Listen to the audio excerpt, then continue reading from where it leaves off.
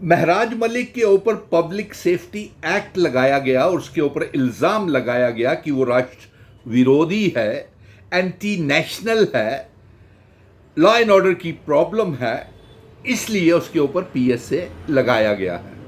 लेकिन मैं दावे के साथ कह सकता हूं कि सुनील डिम्पल भारत का बेटा, जम्मू कश्मीर का डोगरा बेटा महराज मलिक के साथ खड़ा है। और सुनील डिम्पल से बड़ा नेशनलिस्टिक कोई भी नहीं होगा, राष्ट्रवादी मुझसे बड़ा कोई नहीं होगा, और मैं महराज मलिक के साथ इस समय खड़ा हूं। गाली लगाना एक दूसरे के ऊपर ये कोई गुनाह नहीं है। हां, गलत जरूर है अनपार्लियामेंट्री भाषा का प्रयोग करना, लेकिन पीएसए तो नहीं बनता है उसके ऊपर। ये बिल्कुल पावर का मिसयूज किया गया है और एक साजिश के तहत, एक षड्यंत्र के तहत उसके खिलाफ, महराज मलिक के खिलाफ वीडियोस को काट के एडल्ट्रेशन करके वीडियोस चलाई जा रही हैं। और सबसे बड़ी अफसोस की बात यह है कि बात तो डीसी साहब के बीच में और महराज मलिक के बीच में हुई थी। ये भारतीय जनता पार्टी वाले मुखालफत क्यों कर रहे हैं?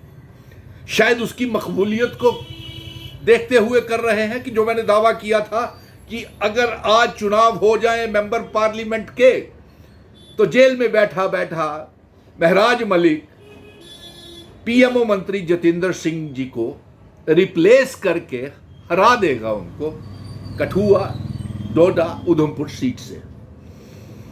लेकिन नहीं, यहां बात नहीं रुकी। लोग जो उसके साथ जुड़े हुए हैं, जो उसके हक में सड़कों के ऊपर निकल करके आ रहे हैं, उन्होंने तो यहां तक कह दिया कि नहीं, मेंबर पार्लियामेंट नहीं आने वाला, चीफ मिनिस्टर के शक्ल में वो अवाम देख रहे हैं।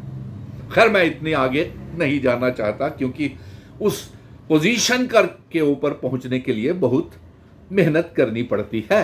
हाँ, डोडा, कठुआ कॉन्स्टिट्यूएंसी का वो मेंबर पार्लियामेंट जेल से बैठा बैठा भी बन सकता है। लेकिन अफसोस इस बात का आ रहा है आज कि आज भारतीय जनता पार्टी एक तो प्रेस कॉन्फ्रेंसेस, पत्रकार वार्ताएं और नकली वीडियो चला करके दबाव बना रही है और उसकी आवाज को काट करके राष्ट्र विरोधी बना रही है।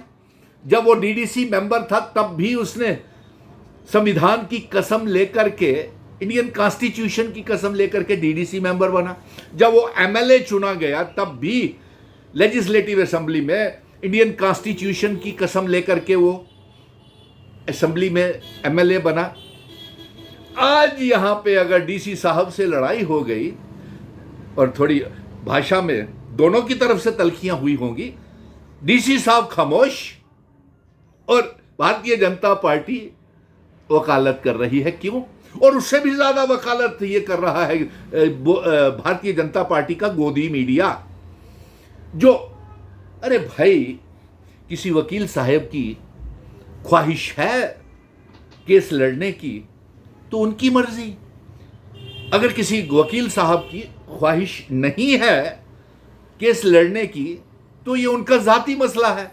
अगर एक लीगल टीम बनी थी और उस लीगल टीम के 10 मेंबर थे, अगर किसी की ख्वाहिश नहीं है वो लड़ने के लिए केस को, लेकिन वहां पे और भी बैटरी ऑफ लॉयर्स है जो केस लड़ने के लिए तैयार है, इसलिए मैं कहता हूं कि जब सुप्रीम कोर्ट में या हाई कोर्ट में केस जाएगा तब इसको देखा जाएगा।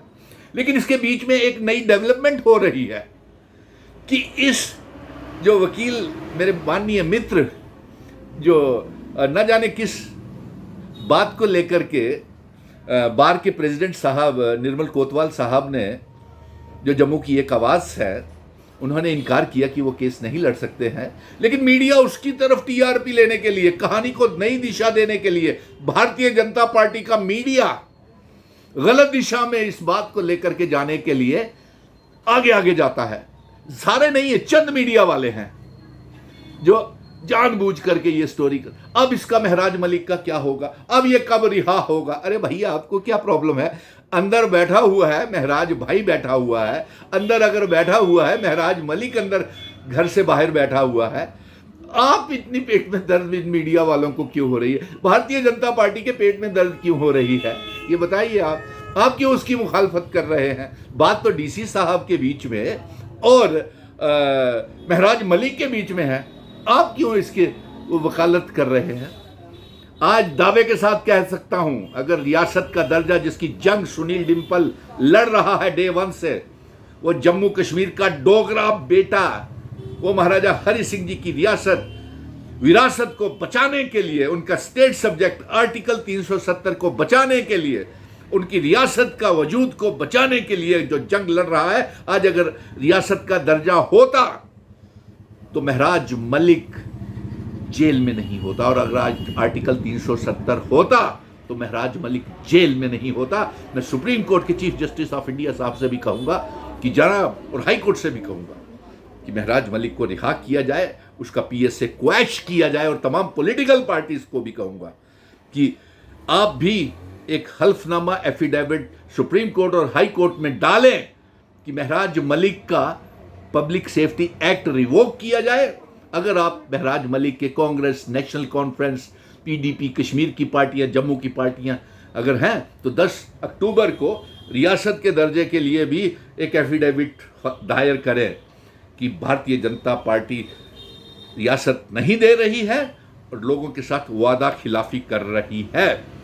इसलिए मैं यही कहना चाहता था कि महराज मलिक जल्द रिहा होगा, उसे इंसाफ मिलेगा, हाई कोर्ट से मिले, सुप्रीम कोर्ट से मिले, वो जल्द वापस आएगा। लेकिन गोदी मीडिया, अब यहां से अंदाजा लगा लीजिए, गोदी मीडिया आजकल तो सब कुछ साथ साथ ही आता है। आप मुखालफत, जो गोदी मीडिया मुखालफत करता है महराज मलिक को, तो उसके नीचे सारे कमेंट्स वो गोदी मीडिया वाले या वो मीडिया वाले जो महराज मलिक की मुखालफत करते हैं, वही देख लीजिए कि लोग आपके लिए क्या सोचते हैं। अब वो मीडिया वाले भी एक मुश्किल दौर में फंस गए हैं, क्योंकि वो भारतीय जनता पार्टी को इस चुंगल से, महराज मलिक के चुंगल से निकालना चाहते हैं। वो पीएमओ मंत्री जितेंद्र सिंह को, जो महराज मलिक हराने जा रहा है, उससे निकालना चाहते हैं, लेकिन बेबस हो गए हैं, उनकी चलती नहीं। अगर उनके नीचे जो इंटरव्यू भारतीय जनता पार्टी के प्रवक्ताओं, नेताओं को लेते हैं, तो नीचे सैकड़ों गालियां नहीं, हजारों गालियां आती हैं और पोर्टर की भी बदनामी होती है। ये क्यों नहीं देखते? इसलिए गलत तरीके से गलत बातों को मत पेश करो, हकीकत सामने आएगी, महराज मलिक बाहर आएगा और पूरी जम्मू कश्मीर की आवाम उसके साथ है, भले ही खामोश है, भले ही खामोश है। और भाईचारे को बनाए रखने के लिए मैं कहता हूं, मैं सबसे बड़ा भारतीय हूं, राष्ट्रीयवादी हूं और हिंदुस्तानी हूं। मैं महराज मलिक के साथ खड़ा हूं। जय हिंद, धन्यवाद।